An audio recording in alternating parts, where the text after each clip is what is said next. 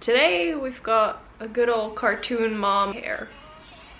Do I have stuff to address? Not formally, but we're gonna address it anyway because I keep getting questions about it in comments. Instead of me ignoring them or having to answer them various times, maybe this video will pop up in your suggestions if the YouTube algorithm likes me for once. Hello everybody! So today I wanted to clear up some confusion regarding my accent slash dialect slash whatever the hell is happening with how I'm saying specific words. But before we get into that though, are you new to my channel? Welcome! My name is Janice. I make videos talking about languages, language learning. I make videos about learning Korean because I'm learning Korean. I make videos about living in Korea, what's it like. I've made videos about living in Switzerland, what's it like. If any or all of that sounds interesting to you, why not stick around? So in the last couple of months, I've been getting a lot of questions slash suggestions as to where my accent is from. I don't really have a set accent.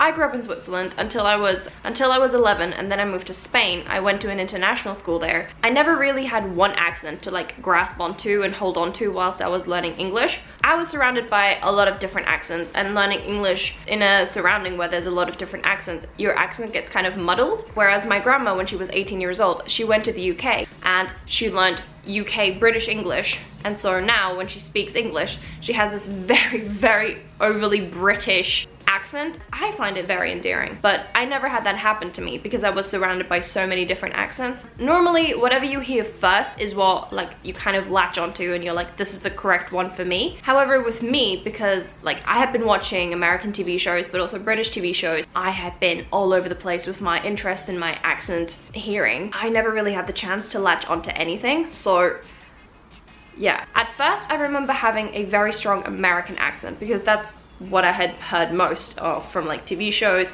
movies. Most of the stuff I had consumed was from America.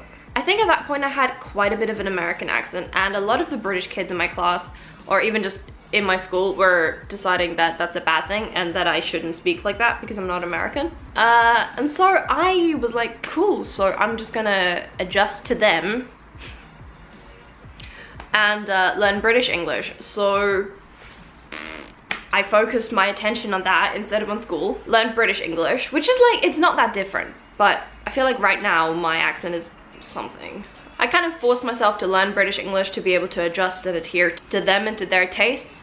I don't know what that says about me, but that's what I did. The women in my family are very good at mimicking. For example, if we hear a dialect for the first time, or we've heard it a couple of times before, we're pretty good at mimicking what another person is saying. We never do it in a malicious way. It's more like in a, I find it interesting the way you talk, I'm gonna copy the way you talk sort of way. Does that make sense? Like, we never do it with malicious intent. It's more just us appreciating a different accent or a different dialect, because in Switzerland, you're surrounded by a lot of dialects. And when I say we mimic dialects, I mostly mean Swiss dialects because that's what we know. So we mimic dialects. But I think that's kind of the reason why I was able to learn, quote unquote, learn British English so easily, because it was just kind of like, oh yeah, I'm just mimicking. Plus, it was not even in a native language of mine. So I was like, okay, so this is kind of just how this goes, I guess.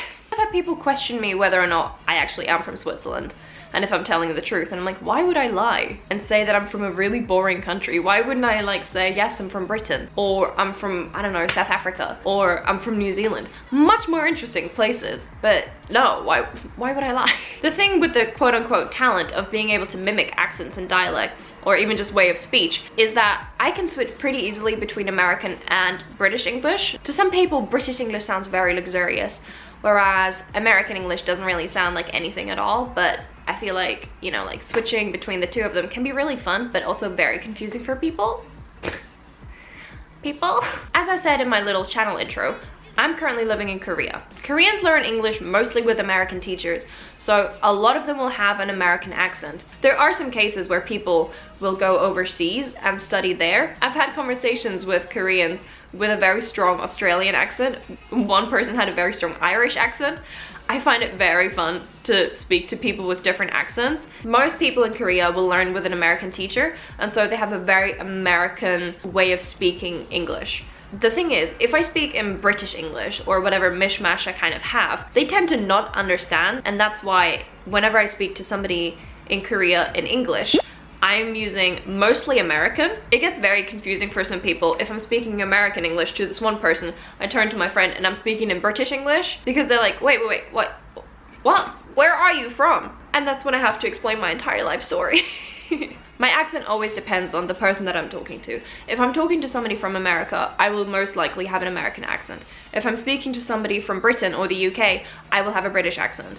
Now the thing is, it's a little bit different when I speak to somebody from, say, Australia, South Africa, or New Zealand. I've never been confronted with them as much as I have with American versus UK accents. When I speak to people from South Africa, New Zealand, or Australia, I tend to go more on the British side of things, because even when I was learning English, whenever I heard Australian accents, I just kind of assumed it was British because I didn't know any better. So I kind of internalized that, or my head subconsciously internalized it as this is British English. American has a very distinct sort of ring to it. A lot of strong R's, a lot of strong, like, where is this in the mouth? Kind of like a throaty sound. American is a little bit more throaty. British English is a little bit more, I don't know, it has a little bit more of like, it's a different sort of sound to it. If we compare the same two sentences in American and in British, it sounds very different. My accent just went all over the place. I'll read you a sentence in American English and then I'll read it to you in British English. A magic item that will turn dry, cracked heels into baby soft feet. A magic item that will turn dry, cracked heels into baby soft feet. Ultra moisturizing mask sheet with snail secretion filtrate. Ew. Ultra moisturizing mask sheet with snail secretion filtrate. Face mask with pomegranate extract. Hashtag firming. Why did they have to write a hashtag? Face mask with pomegranate extract. Hashtag firming. That's kind of my life story mixed in with some talk about accents and dialects. If you hadn't known where I'm from, where would you have guessed that I'm from? Let me know down in the comments. So this is the end of the video. I hope you enjoyed it. If you did, you can stick around till when I make a new one. I hope you drink lots of water, get lots of sleep, and this is the end. Bye!